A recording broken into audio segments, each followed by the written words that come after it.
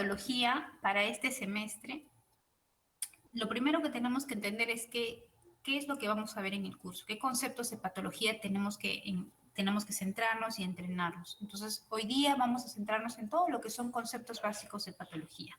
Patología es una especialidad bastante amplia. Anteriormente, o hace muchísimos años, teníamos el concepto del patólogo que se sentaba en un microscopio leyendo una que otra lámina, que el informe demoraba más de un mes y que no era de una ayuda inmediata o inmediata realmente importante de ayuda al clínico o al quirúrgico. Estoy hablando del cirujano o médico. De un tiempo a esta parte, la especialidad de anatomía patológica se ha transformado grandemente. Tanto es así que el diagnóstico, el tipo de diagnósticos son diagnósticos intraoperatorios que hacemos, aparte de diagnósticos de biopsias, piezas o necropsias que podemos realizar. Entonces, la unión de la parte clínica o la parte quirúrgica con la anatomía patológica ahora en este tiempo es bastante cercana. Tal es así que nosotros trabajamos en equipos multidisciplinarios con el radiólogo intervencionista, con el cirujano oncólogo, con las especialidades que pueden hacer procedimientos invasivos, como los neumólogos, como el endocrinólogo y varias otras especialidades. Tratamos de trabajar en conjunto y en forma multidisciplinaria para que el paciente tenga un diagnóstico oportuno, rápido, preciso y muchas veces con un componente o un perfil molecular, que es lo que les interesa ahora a las especialidades, ¿no? Entonces, bajo esta premisa es que la anatomía patológica ha ampliado mucho su estudio en conceptos no solamente quirúrgicos o de lectura de láminas, sino también en diagnósticos de perfil molecular, que es lo que se nos pide ahora. Si bien es cierto, yo soy anatomopatóloga, mi formación ha sido casi la mayor o el 90% de mi formación ha sido oncológica porque yo he hecho mi especialidad en el Instituto Nacional de Enfermedades Neoplásicas. Entonces, por allí un poco que la patología está muchísimo más avanzada que en el resto del país. Pero esto se va a ir poniendo al corriente conforme pasan los años. Entonces, recuerden que ustedes están saliendo de los cursos básicos y entrando al área clínica. Y entre el quiebre del curso básico y el área clínica o de especialidades, en medio está el curso de patología. Por ejemplo, yo quiero que vean esta placa. Esta placa es un caso clínico de un paciente varón de 65 años. Hay una lesión de tipo osteoblástica, tanto en epífisis proximal y en la metáfisis distal de húmero derecho. Puedo verla acá. Miren cómo ha carcomido de alguna manera el hueso o la parte del epífisis que está proximal aquí. Tenemos dos tipos de lesiones osteoblásticas. Quiero que se acuerden muy bien de esta lámina porque la vamos a ver el diagnóstico mucho más adelante. Cómo es que la anatomía patológica, cómo es que la patología ahora ha cambiado tanto y puede ser de ayuda mediata o inmediata para el paciente. Bueno, primero vamos a ver el concepto de patología. Decimos que patología o patos significa sufrimiento o enfermedad y logos, como ustedes ya saben, es el estudio. Entonces, es el estudio de la enfermedad.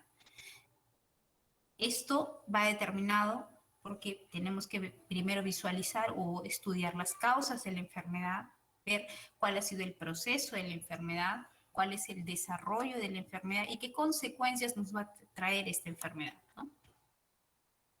Entonces, nuestro estudio viene de estudiar una comunidad a estudiar una persona. De estudiar una persona a estudiar el sistema o los sistemas de una persona. Poder centrarnos un poco más y localizar el órgano donde se ha centrado la enfermedad. Asimismo, podemos ver no solamente el órgano donde se ha centrado la enfermedad, sino también... Un momentito, ya, ahora sí.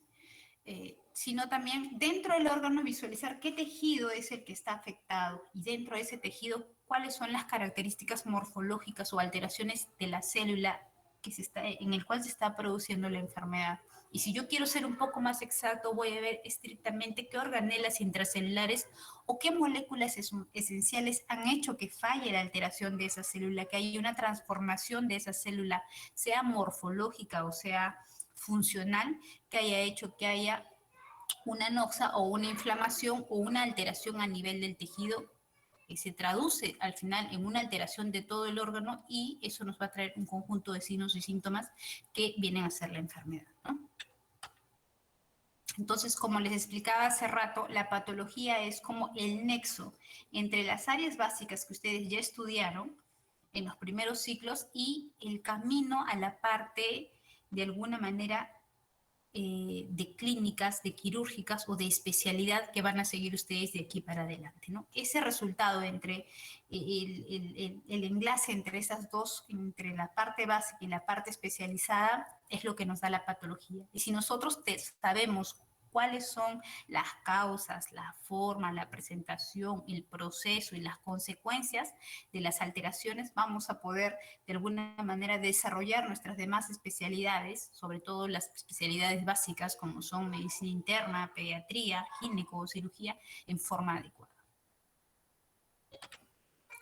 La patología general se divide en dos ramas importantes. Uno, la anatomía patológica y otro, la patología clínica. La anatomía patológica puede ser una anatomía patológica general o una especial. Dentro de esa anatomía patológica especial encontramos la quirúrgica y la forense, ¿ok? Tanto la patología quirúrgica y la forense se pueden estudiar a través de la necropsia, pero tienen otras formas también de estudio que lo vamos a ver más adelante. La patología clínica, sin embargo, se divide en dos áreas mucho más precisas, que son el laboratorio clínico y banco de sangre. Banco de sangre también es un área que ahora, conforme ha pasado los años, se ha desarrollado muchísimo. Tenemos hematólogos o especialistas solo en banco de sangre que se encargan de todo lo que es medicina transfuncional y varias otras áreas, ¿no? Y laboratorio clínico se divide en estas áreas de procesamiento que ustedes ya probablemente lo hayan visto en el transcurso de su carrera, aunque sea mencionándolo, el tener un hemograma, el tener un recuento de plaquetas, el tener una hemoglobina y verificar si el paciente tiene o no tiene anemia, todo eso está en el área de hematología. Si nosotros queremos ver si un paciente tiene alguna alteración lipídica, como una alteración a nivel del colesterol, triglicéridos, pues, o glucosa, podemos ver eso en el área de bioquímica.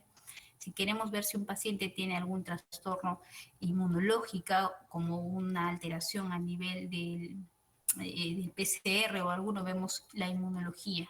Si queremos ver algún cultivo de orina o de algún líquido especial o exámenes de líquidos especiales, podemos verlo en el área de microbiología. Entonces, la patología se divide en dos ramas grandes que son la anatomía patológica y la patología clínica. ¿Nosotros qué vamos a ver en esta área? Nosotros vamos a ver el área de anatomía patológica.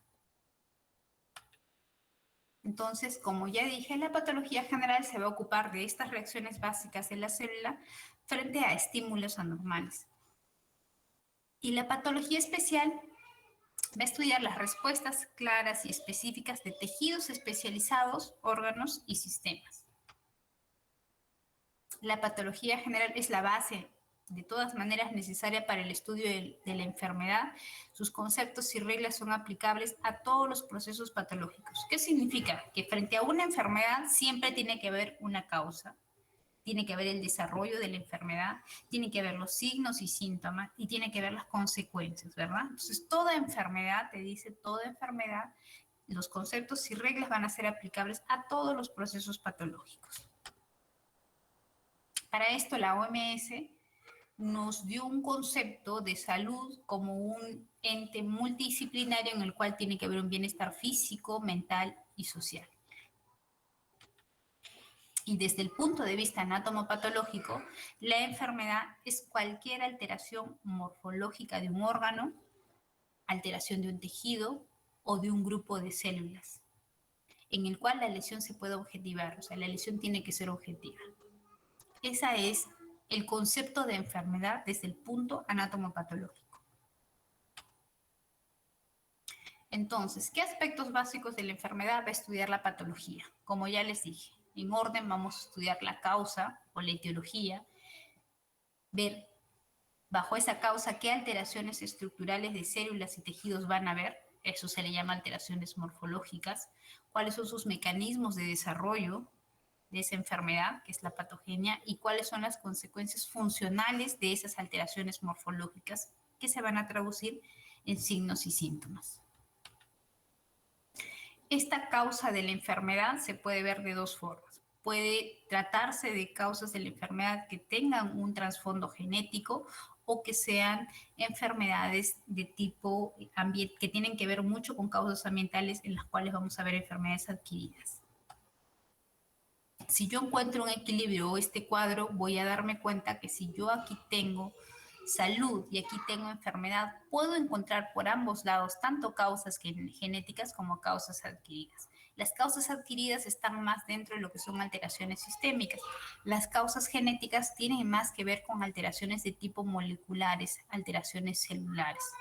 Una vez que haya un componente o una predisposición genética o como alguna mutación, alguna delesión a nivel cromosómico, pues vamos a encontrar que va a haber en ese momento una alteración molecular que va a llevar a que la célula esté alterada morfológicamente o también en su función. Eso va a hacer que todo el tejido, que es el grupo de células, va a conllevar a una alteración tisular y esta va a llevar a una alteración orgánica. Una vez que hay una alteración orgánica, va a verse los signos y síntomas y se va a traducir en una alteración sistémica. ¿Qué es la patogenia? La patogenia se ocupa del desarrollo y resultado del proceso de enfermar. ¿Y qué son los cambios morfológicos? Como ya les mencioné, son alteraciones estructurales de las células y tejidos que van a ser característicos de cada enfermedad.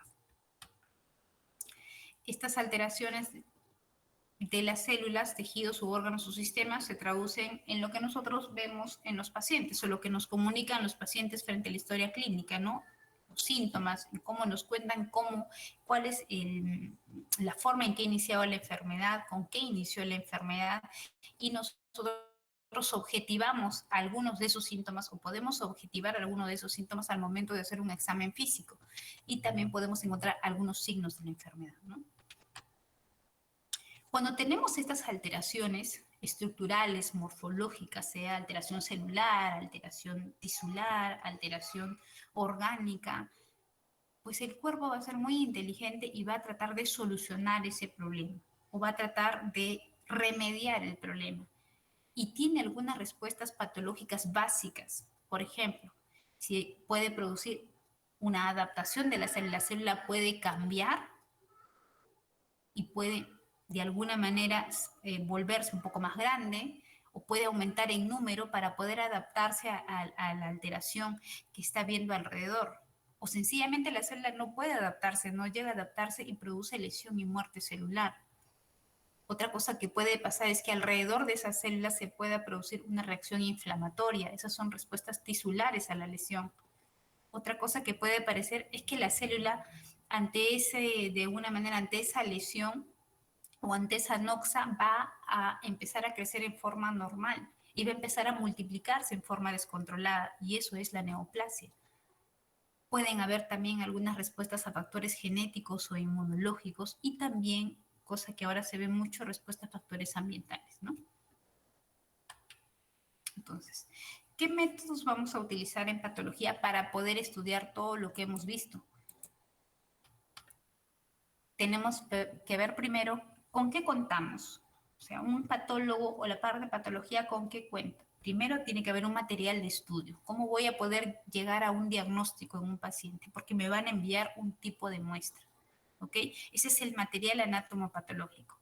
Puede haber de varios tipos. Puede encontrar muestras o material anatomopatológico que puede venir de una autopsia, ¿verdad? En el cual yo voy a poder visualizar en forma de repente mucho más amplia las diferentes cavidades y encontrar una respuesta a la muerte de un paciente, que puede ser una respuesta clínica o puede ser una respuesta legal, ¿no?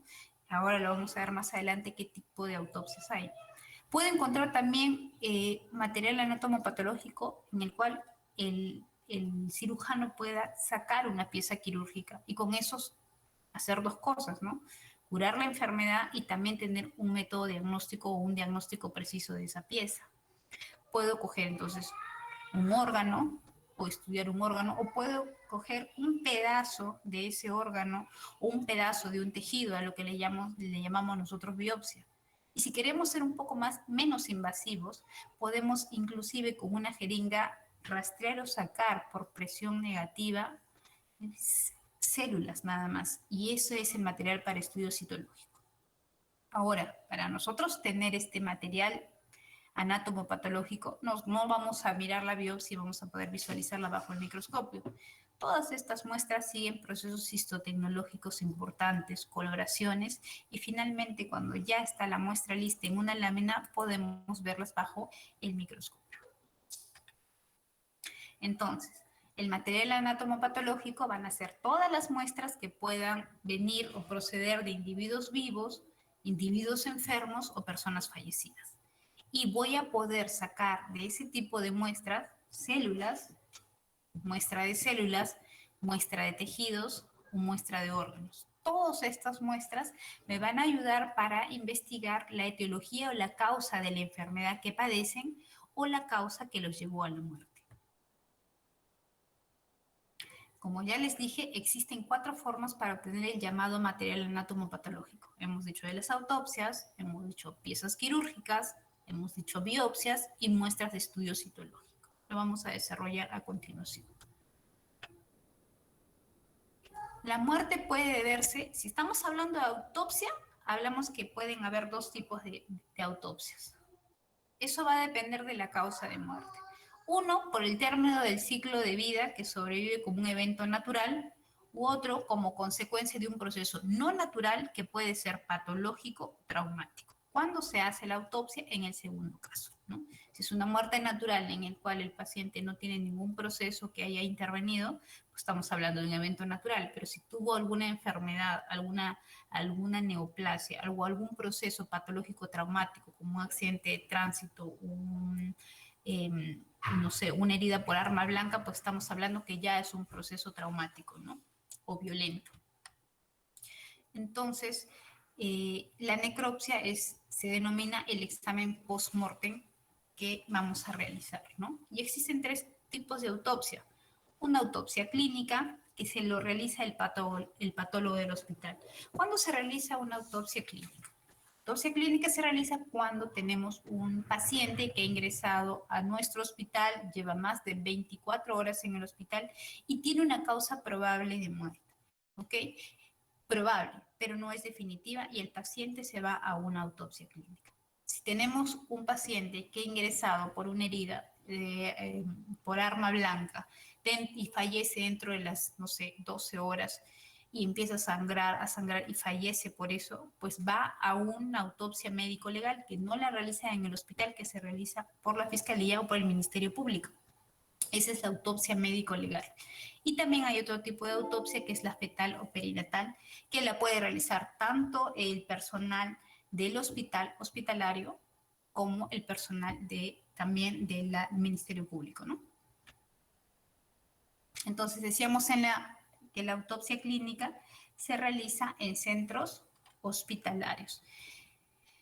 Este es el clásico, la forma de ingreso de protocolar que utilizamos todos los patólogos para poder tener una mayor amplitud de visión y poder verificar y visualizar mejor los órganos internos, ¿no? Utilizamos esta forma de alguna manera de ingreso para poder visualizar toda la caja torácica y poder visualizar toda la parte de la cavidad abdominal. Y otra zona que abrimos también es el área de la calota craneana, ¿no? Para poder visualizar que no haya ningún tipo de alteración a nivel de la masa cerebral, ¿no? Ahora, hay algunos beneficios de la autopsia clínica. La verdad son múltiples. Pocas veces en Tacna he visto que se hacen autopsias clínicas. Creo que es más por una cuestión de que no estamos preparados instrumentalmente para poder realizar ese tipo de autopsia, ¿no? Porque se necesitan algunos elementos importantes como una buena mesa de autopsia, con buenos materiales, con buen instrumental para no, de alguna manera, para llegar de una forma mucho más rápida a visualizar o tener la amplitud de visualizar todos los órganos internos y verificar dónde fue el fallo macroscópico, que es el que yo veo con los ojos, y poder sacar un pedazo de tejido y refrendarlo microscópicamente, ¿no? Entonces, dentro de los beneficios de la autopsia clínica, primero es que primero nos va a determinar cuál ha sido la causa de muerte.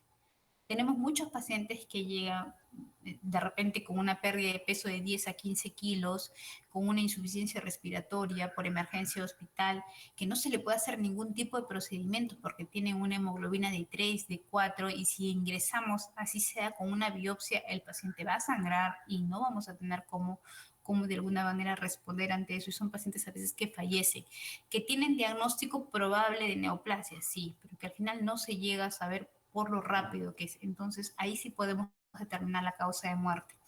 También las autopsias clínicas nos sirven para detectar posibles errores diagnósticos que hayamos tenido o posibles errores al momento de hacer algún procedimiento, ¿no? Nos aporta información de enfermedades nuevas y también de las que ya conocemos. Sin embargo, la autopsia médico-legal, su principal objetivo de esta es establecer la causa de muerte ocurrida en circunstancias violentas, sean por accidentes, sean muertes extrañas o sospechosas de criminalidad, como son suicidio y homicidio. Entonces, la diferencia entre una autopsia clínica es determinar la causa de muertes, detectar posibles errores diagnósticos y nos va a aportar información sobre nuevas enfermedades. Sin embargo, la médico-legal, esclarecer y establecer la causa de muerte violenta, ¿no?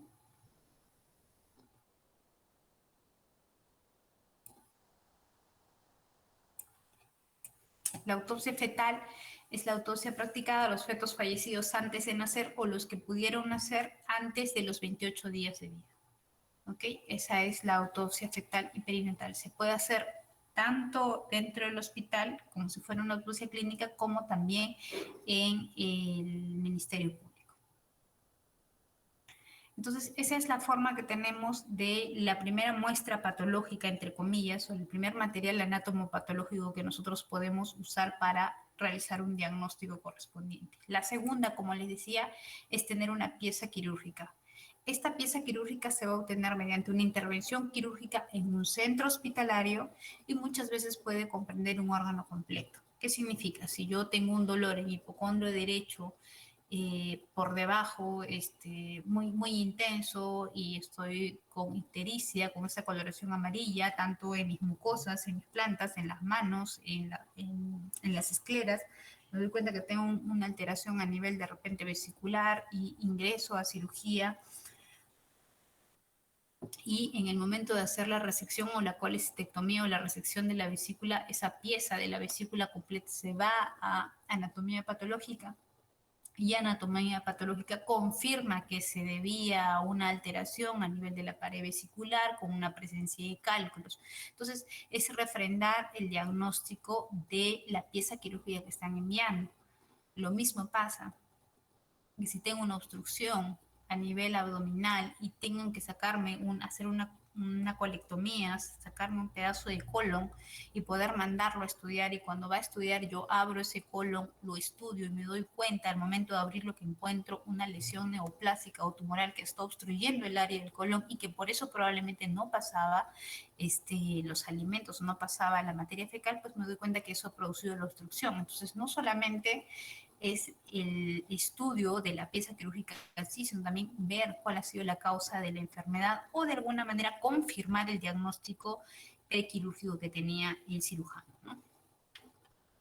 Este es el caso clásico de una apendicectomía. Bueno, que tenemos un apéndice secal completo. Nosotros hacemos un estudio de esta pieza también, verificamos si encontramos neutrófilos a nivel de la capa muscular y podemos dar el diagnóstico de apendicitis aguda, ¿no? Entonces, cada diagnóstico tiene unas características anatomopatológicas imprescindibles para poder nosotros dar el diagnóstico. Este es otro, este es una apendicitis, por ejemplo, este es un apéndice, se dan cuenta, está congestivo, veo aquí algunos vasos que están dilatados, pero el color es rosado, veo la grasa alrededor, que es la grasa periapendicular, que está normal, ¿verdad? Un poco congestivo, y puedo encontrarme un apéndice así, o puedo encontrarme un apéndice así, totalmente gangrenado, con fibrina en el exterior, con esta grasa que ya está muy congestiva, también con fibrina. Puedo encontrar inclusive, si reviso bien, a ver si tiene alguna perforación y eso producir de repente alguna sepsis dentro de la cavidad abdominal, y avisar al cirujano que probablemente el paciente no vaya a responder al postoperatorio como corresponde, ¿no? Entonces, todas esas cosas se ven en el estudio de la pieza quirúrgica, ¿no? Si nosotros queremos ser un poco más pequeños, no ser tan invasivos, ya no tener un diagnóstico de pieza quirúrgica, podemos sacar de alguna manera, realizar y obtener un fragmento de tejido de un individuo vivo para ser procesado y examinado bajo el microscopio. Y ese fragmento se llama biopsia, ¿no? Ahora, esa biopsia puede ser de varios tipos. Puede ser una biopsia en la cual se extrae completamente toda la zona normal. Por ejemplo, esta es la lesión. Yo extraigo toda la zona normal con un margen de seguridad, o sea, un margen entre lesión y piel o tejido sano, que ese es el margen de seguridad que le llamamos nosotros los patólogos, y podemos tener dos cosas. Uno, el tratamiento del paciente porque estamos retirando la lesión, y otro, el estudio anatomopatológico que nos va a brindar el diagnóstico o confirmar el diagnóstico, ¿no? Eso es una biopsia escisional. También puedo tener la lesión y no saber si estoy frente a una entidad maligna o benigna, o no puedo, de alguna manera es una lesión sospechosa, de repente un poco más grande, y entonces no puedo sacar con márgenes de seguridad porque está muy vascularizada o porque sencillamente tengo sospecha de que sea maligno y necesita un estudio posterior. Entonces, en ese caso solamente estamos hablando de una biopsia incisional. La biopsia incisional, aquí solo se extirpa una porción representativa de la lesión, suficiente para hacer un estudio anatomopatológico. Otro tipo de formas de poder nosotros recolectar una muestra son las biopsias endoscópicas, o sea, endoscopía, colonoscopía. Estas se realizan mediante este endoscopio de fibra óptica, que viene a ser un tubo muy flexible, que es delgado, largo y que tiene en la porción distal un visor con una cámara de video que, insertado a través de cualquier orificio natural, sea boca o recto, nos va a, primero, podemos visualizar la zona lesionada, inflamada, o la zona en que haya masa tumoral, y nos permite también poder retirar o poder alcanzar una biopsia o una muestra muy pequeña, es cierto, pero que es suficiente para un estudio anatomopatológico. Otro tipo de biopsias que tenemos son las biopsias por punción. Estas biopsias por punción se pueden realizar de varias formas. Se pueden realizar biopsias core, que son mediante estas agujas grandes que nos van a retirar cilindros finos ya de tejido. Pueden ser con agujas finas en las cuales solo voy a poder sacar células, nada más, o puedo tener, como ya les había dicho antes, estas biopsias abiertas. Estas biopsias por punción, la mayoría utilizamos esto de aquí, que es la guía ecográfica, ¿no? Sobre todo cuando no estamos visualizando la lesión. Cuando es una lesión que está un poco profunda, nosotros utilizamos esta guía ecográfica para poder, con cualquiera de estos instrumentos, sea con la aguja core o con la aguja fina, voy a poder, mediante la guía ecográfica, visualizar la lesión y poder darle a la lesión en forma correspondiente, y no poder darle algún vaso o alguna otra estructura importante, ¿no? Una vez que yo tengo mi material anatomopatológico, no me puedo quedar con ese material allí. Esa obtención de muestra, ya sea por medio de una autopsia, por la pieza operatoria, la biopsia o una aspiración citológica, en el caso de las piezas operatorias, biopsias o autopsias, se fijan esos tejidos en fórmula del 10%, se deshidratan de una concentración de alcohol más baja a la más alta, se aclaran con silol, se infiltran con parafina, se incluyen en unos bloques y se cortan para poder luego visualizarlas en el microscopio. Todos estos procesos histotecnológicos no los voy de alguna manera a tocar mucho, porque esto ya lo han visto ustedes en el área de histología con mucho más detenimiento. Entonces, la parte de procesar el tejido, que significa de deshidratarlo o hidratarlo con los alcoholes de menor concentración a mayor concentración, se hace en estos procesadores automáticos de tejidos. Antes todo era manual, antes pasaban de un alcohol a otro alcohol en los cassettes. Ahora no, ahora se hace una programación automática en el cual las muestras pequeñas tienen un tiempo de procesamiento de 4 a 5 horas, y las muestras grandes las procesamos en 12 horas más o menos. ¿no? Entonces ya hay estos procesadores automáticos. Y también tenemos micrótomos que nos ayudan que cuando el bloque está acá podamos cortar esas láminas de parafina o de vela que salen y poder pegarlas en las láminas, ¿no? Entonces, otra fuente de material estudiado en patología son las muestras de citología. Y esto es una ciencia que estudia la citopatología, que es una parte de la anatomía patológica que va a estudiar alteraciones de las células morfológicas, de las células que se han desprendido libremente o que son extraídas de distintas zonas del cuerpo humano. Pueden haber varios tipos de citologías. Estas pueden estudiar, como ya les dije, células desprendidas de epitelios de revestimiento de los órganos tubulares, de estructuras orgánicas abiertas al exterior, como son el tracto gastrointestinal, el tracto genitourinario.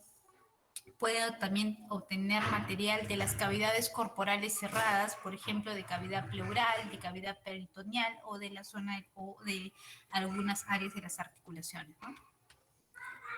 Y puede ser un poco más preciso y puedo ingresar con una aguja muy fina, como les expliqué anteriormente, y realizar una punción, aspiración con aguja fina, o una biopsia por aspiración con aguja fina, que ahora es el BAF, que tiene por objeto estudio de células obtenidas mediante la extracción, seguida de una aspiración forzada, como les explicaba anteriormente, con una jeringa haciendo vacío a nivel de la succión, ¿no? Por presión negativa. Uno de los diagnósticos por excelencia o una de las biopsias por aspiración con aguja fina, que es el gol estándar para su diagnóstico, es tiroides, ¿no?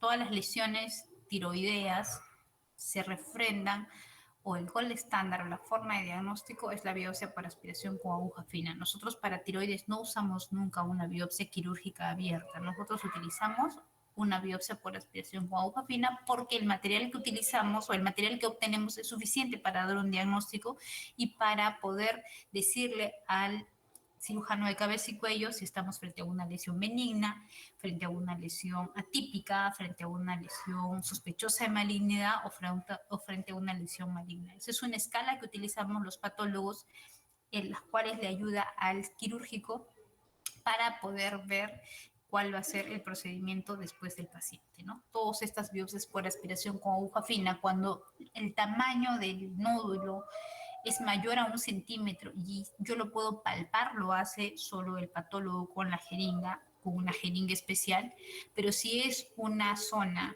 que es menos o es un nódulo menor de 1 centímetro, está un poco más profundo, no lo puedo palpar con claridad, usamos la guía ecográfica o trabajamos en equipo con el radiólogo intervencionista, que es el que realiza el procedimiento, ¿no? Este es una biopsia por aspiración con aguja fina, con una biopsia core y un control citológico on-site.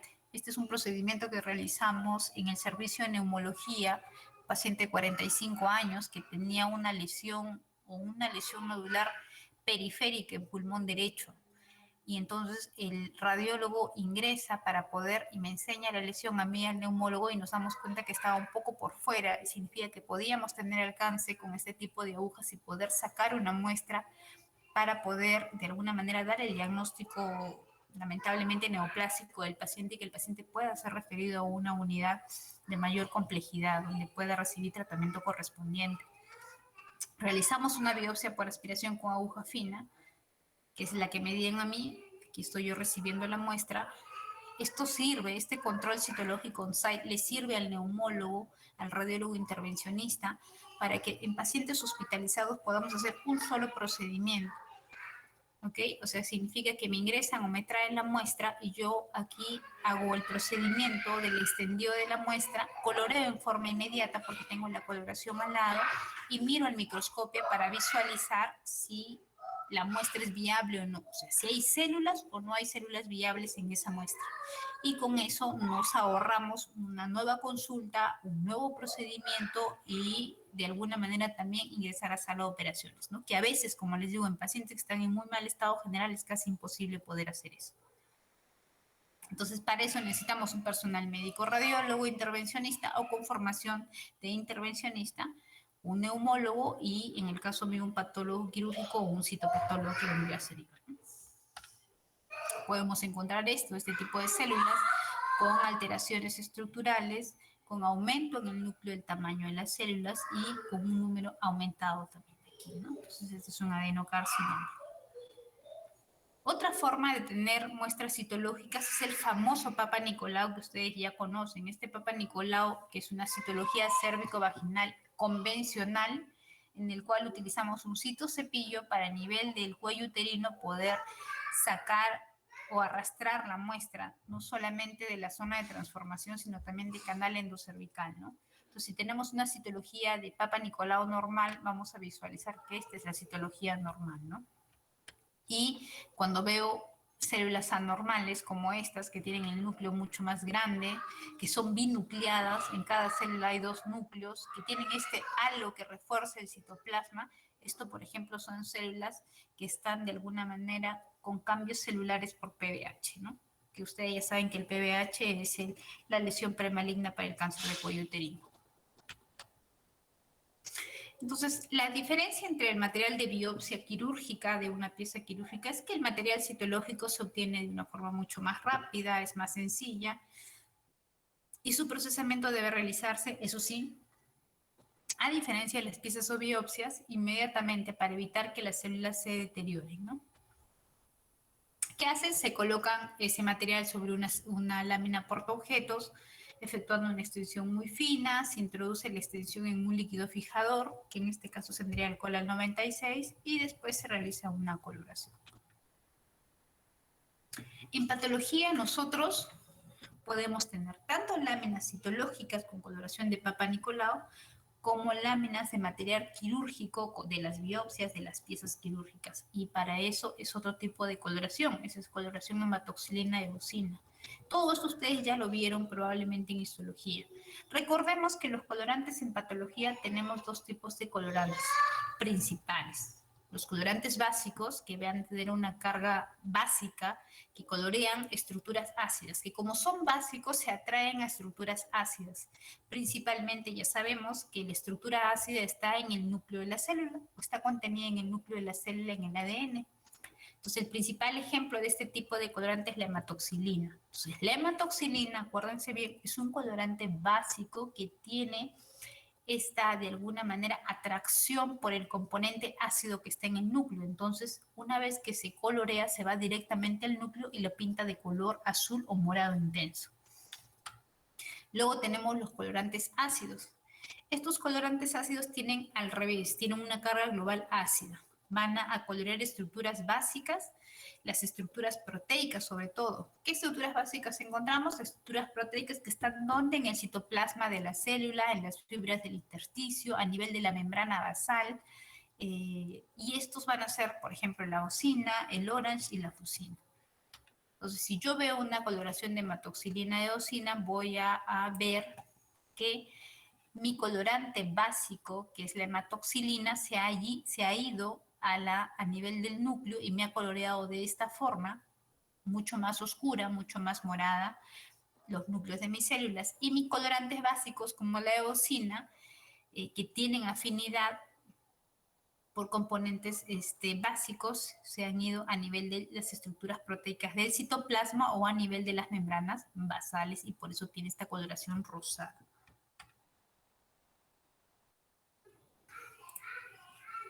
También pueden haber colorantes neutros que no utilizamos mucho realmente, pero estos se van a producir por la unión entre un colorante ácido y un colorante básico insoluble en agua y van a estar estables en disolución alcohólica. Un ejemplo importante, ya no utilizamos mucho, es el Yemsa, ¿no? Que son estos de aquí, estas coloraciones que son mucho, mucho más oscuras todavía. Otro elemento importante que tenemos, elemento y herramienta ahora importante en anatomía patológica es la inmunohistoquímica. La inmunohistoquímica es una reacción o es un procedimiento proteómico en el cual vamos a tener un tejido, que sea un tejido, por ejemplo, un tejido neoplásico, en el cual no podemos saber la estirpe de la neoplasia, no sabemos de uno, nos va a servir para poder ver si es maligno o benigno. La inmunohistoquímica. 2, nos va a decir de dónde procede la neoplasia, de qué órgano inicialmente o qué órgano inicial está. Y 3, nos va a decir qué grado de alteración tenemos. Por ejemplo, la inmunohistoquímica nos va a teñir de este color marroncito las células que tienen alteraciones neoplásicas u otras alteraciones. Eso significa que si yo tengo alguna lesión sospechosa, pero al microscopio estoy como en la duda de que puede ser o no puede ser, mando ese material, ese bloque de parafina, que al final, si se dan cuenta, es un tejido que tiene una lesión, ¿verdad? O sea, tiene antígeno, tiene una reacción ahí antigénica. ¿Qué hacen? Hay determinados anticuerpos que ya vienen en soluciones preparadas y que colorean esa lámina y ven si hay una reacción antígeno-anticuerpo. Si hay esa reacción antígeno-anticuerpo, va a marcar la zona y me va a marcar de este color marrón. Entonces yo voy a poder visualizar si estamos frente realmente a ese tipo de lesión cancerosa o neoplásica. Esta inmunohistoquímica es la nueva herramienta, bueno, ni tan nueva, pero una herramienta importante sobre todo para la parte oncológica. Y una vez que tengamos las muestras, tenemos que visualizarlas bajo un microscopio. Entonces, la microscopía en patología es el mejoramiento de la tecnología, ¿no? Eso nos ha permitido mejorar bastantes procedimientos microscópicos y tenemos a disposición varios tipos de microscopios. Dentro de estos, los que más usamos en patología convencional es el microscopio de luz, que nos va a definir, por ejemplo, esta es una foto de un caso mío, y dependiendo mucho también de cómo sea el microscopio o de qué realmente, ahora sí, de qué marca o de qué especificaciones, más que marca, especificaciones técnicas tenga el microscopio, podemos visualizar de esta forma bastante clara las estructuras, ¿no? En el cual, si ustedes se acuerdan lo que acabo de hablar, tenemos una coloración con hematoxilina que está teniendo los núcleos y una coloración de eosina que está teniendo el resto de la célula, que es el citoplasma, ¿no? Este microscopio de luz nos permite diferenciar tejidos en los cuales sean normales, como tejidos con una lesión precancerosa o premaligna, o tejidos con una lesión o una alteración ya completa por ejemplo, de este tejido de un cáncer de cuello uterino, que este es un carcinoma in situ, ¿no? En el cual al inicio veo un tejido normal, que este es un epitelio escamoso. Si ustedes se acuerdan de su histología, este es un epitelio escamoso normal. En este epitelio de acá veo ya un aumento en el tamaño del núcleo de las células, las cuales estoy visualizando en esta zona. Y si yo veo la siguiente, me doy cuenta que ya no están solo en la primera capa, sino llegan hasta casi la mitad del epitelio, del grosor del epitelio. Y en esta última foto veo que esta multiplicación y este agrandamiento de las células se va hasta la superficie epitelial, ¿no? Comprometiendo todo el grosor del epitelio. Cada una tiene una significación, una connotación y un procedimiento diferente ante el ojo del ginecólogo, ¿no? Otra cosa que podemos utilizar ya son los microscopios electrónicos. Vamos a ver estructuras mucho más finas, obviamente, estructurales, microscopio de inmunofluorescencia, en las cuales utilizamos técnicas de inmunomarcaje. Y si ustedes se acuerdan del primer caso que vimos aquí, en el cual yo les decía que había un paciente varón de 65 años con esta lesión de tipo osteoblástica, en este cuadro le hemos podido nosotros retirar un fragmento, hacer una biopsia core con el doctor Becerra del hospital, y hemos podido sacar o retirar de alguna manera de esta lesión este tejido de aquí. Cuando visualizamos el tejido y lo estudio yo el tejido y me llega a mí esta muestra, me doy cuenta que, si bien es cierto, hay un aumento en el número de estas estructuras de tipo glandular. Me llaman la atención estas luces rígidas en el fondo. Es un adenocarcinoma de todas maneras, pero no es un adenocarcinoma normal. Estas glándulas que están aquí en este estroma, muy pequeñitas, me hacen acordar a alguna estructura parecida, que no están en hueso, porque esto no es un tejido óseo, obviamente. Y es un paciente de 65 años, me hace acordar al cáncer de próstata, pero recuerden que esta lesión está en brazo. Entonces, le mando a hacer un marcaje con PSA y el PSA me marca muy bien las glándulas, es un PSA positivo, entonces estamos hablando que es un paciente de 65 o 66 años con una metástasis en hueso de cáncer de próstata, ¿no? Entonces, para eso nos ayuda la inmunohistoquímica. Podemos encontrar lesiones en otras partes que se encuentran ya lamentablemente en etapa de metástasis y podemos verificar cuál es el órgano original. Entonces, luego, ¿qué nos ayuda esto? A nosotros poder realizar de repente un examen radiológico mucho más, no sé, una reso, un tomo, y poder visualizar y verificar si realmente tenemos esa lesión en próstata y poder hacer la resección correspondiente. Entonces, de eso se trata la patología ahora, ¿no? De poder de alguna manera dar solución a lesiones benignas, a lesiones malignas y a lesiones inflamatorias, pero ya en un tiempo mucho más prudente, no como antes que era un tiempo prolongado, ¿no? Entonces, eso es la anatomía patológica. Si tuvieran alguna consulta de la clase, del seminario o algo, por favor, me la hacen saber